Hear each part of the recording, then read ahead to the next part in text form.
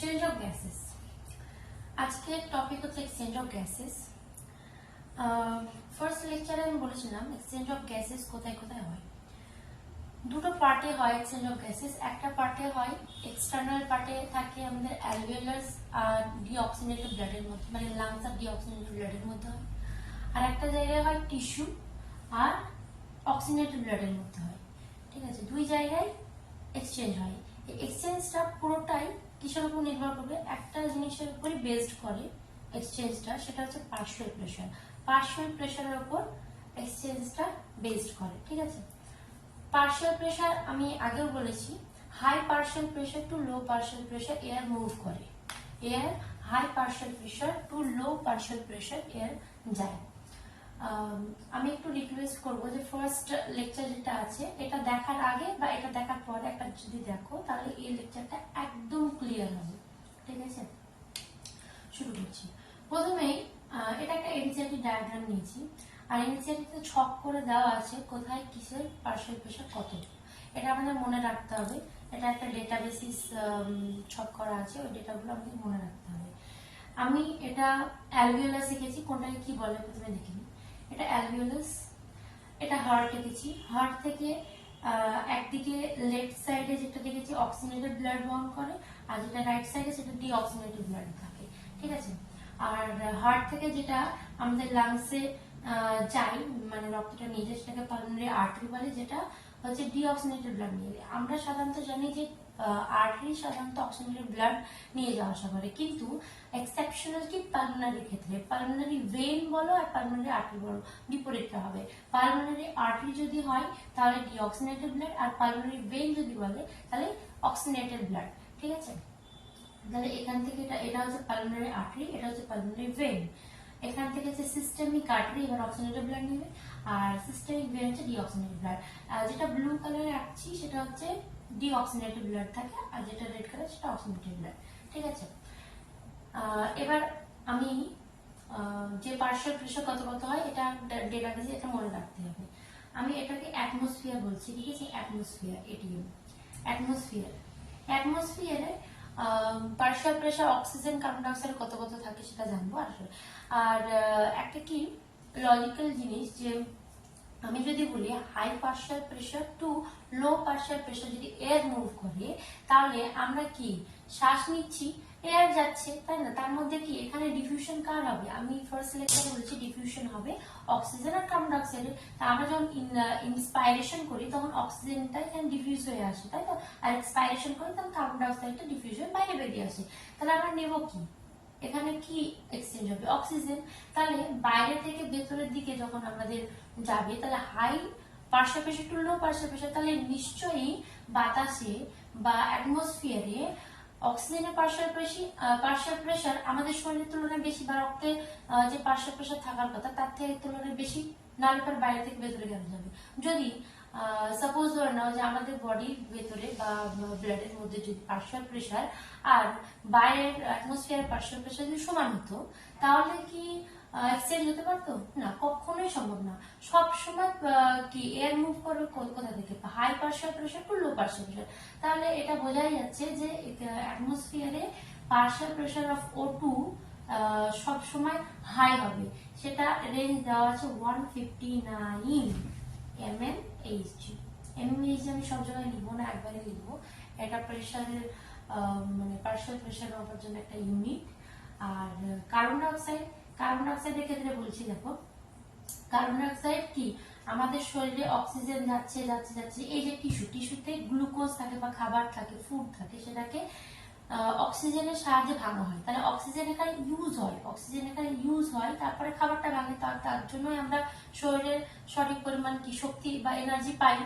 অক্সিজেনটা ইউজ করে ফুডটাকে ব্রেক করছে, খাবারটা ব্রেক করে কি হচ্ছে, খাবারটা যখন ভাঙছে তখন কার্বন ডাইঅক্সাইড উৎপন্ন হয়।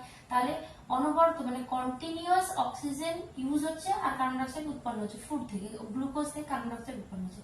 তাহলে কার্বন ডাইঅক্সাইড যদি শরীরের মধ্যে উৎপন্ন হয়, আর আমরা কি এক্সপাইরেশনের মাধ্যমে কি বের করবো? কার্বন ডাইঅক্সাইড বের করবো। যদিও এখান থেকে এয়ার বের করবো, কিন্তু এখানে কি ডিফিউশন কিসের হবে? কার্বন ডাইঅক্সাইডে। কার্বন ডাইঅক্সাইড যখন আমরা বের করবো, তাহলে হাই টু লো তার মানে আমাদের বডিতে, আমাদের ব্লাডে, টিস্যুতে নিশ্চয়ই কার্বন ডাইঅক্সাইডের পার্শিয়াল প্রেশার বেশি হবে বাইরের তুলনায়। আর তার জন্য এখানে দেখো এটা লজিক্যাল, তাহলে এখানে বাইরে অ্যাটমসফিয়ারের কার্বন ডাইঅক্সাইডের প্রেশার, পার্শিয়াল প্রেশার হয় 0.3 mmHg। ঠিক আছে, এবার এটা আছে অ্যালভিওলাস। অ্যালভিওলাসের ডেটাটা লিখে দিই। PO2 থাকে 104 আর PCO2 থাকে এখানে 40। ঠিক আছে, এখানে 159 থেকে 104 হয়ে গেল আর 0.3 থেকে এখানে 40 চলে গেল। এটাও বলবো আস্তে আস্তে কেন কিভাবে হলো, একটা ডেটাবেস, যেটা তো মনে রাখতে হবে। এখানে গিয়ে দেখো এখানে ডিফিউশন হবে। এখানে কি দেখো, এখানে কি, এখানে ডিফিউশন হবে মানে এখানে এক্সচেঞ্জ হবে, এখানে এক্সচেঞ্জ হবে। এখানে কি, এখানে ডিফিউশন হবে মানে এখানে এক্সচেঞ্জ হবে, এখানে এক্সচেঞ্জ হবে। আমি এর আগে কি বলেছিলাম, ডিঅক্সিনেটেড ব্লাড আর লাংস এর মধ্যে মানে অ্যালভিওলাসের মধ্যে এক্সচেঞ্জ হবে।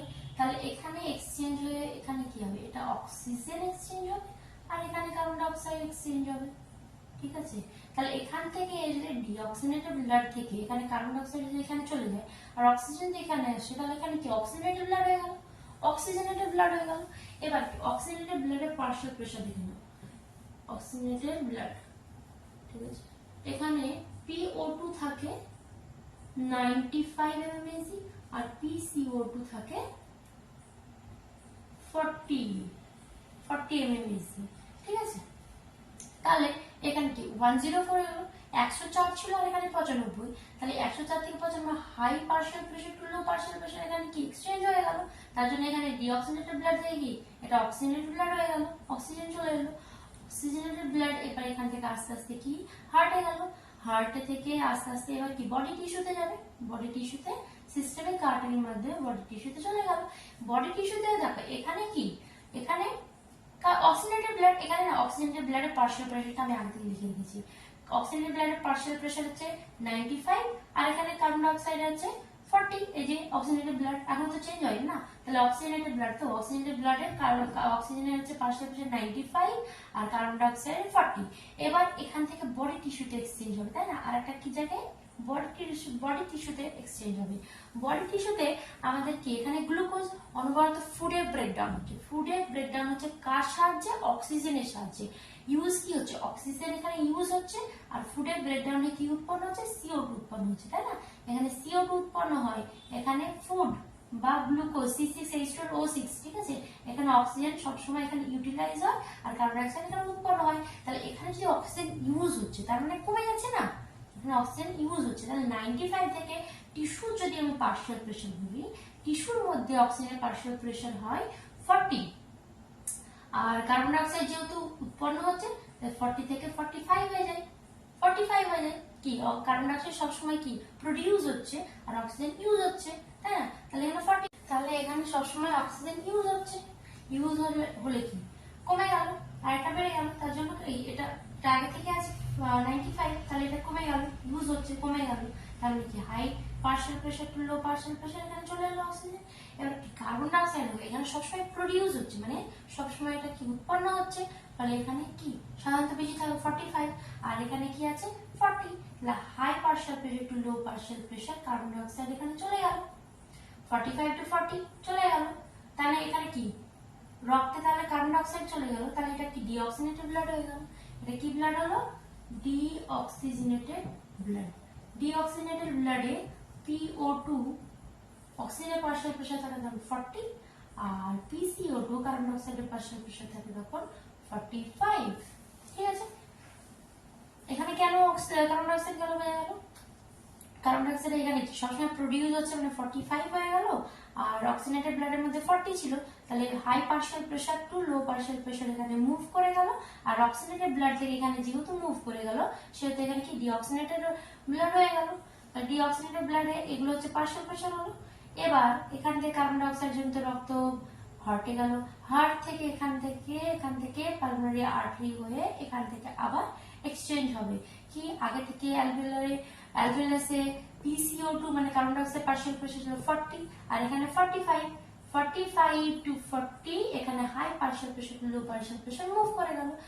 আর কি অ্যাটমসফিয়ার ইজ 0.3 আছে, তাহলে কি 40 থেকে 0.3 মানে আমরা হাই পার্শিয়াল প্রেসার লো পার্শিয়াল প্রেসার বাইরে বেরিয়ে গেলাম, মানে এক্সপাইরেশন করলাম। ঠিক আছে, এটাই হচ্ছে এক্সচেঞ্জ অফ গ্যাসেস। ঠিক আছে, এটা হচ্ছে এক্সচেঞ্জ অফ গ্যাসেস। এবার আমি দেখো অক্সিজেনটা কিভাবে ডিফিউশন হচ্ছে আর কার্বন ডাইঅক্সাইডটা কিভাবে হচ্ছে একটু সংক্ষেপে বলার চেষ্টা করি।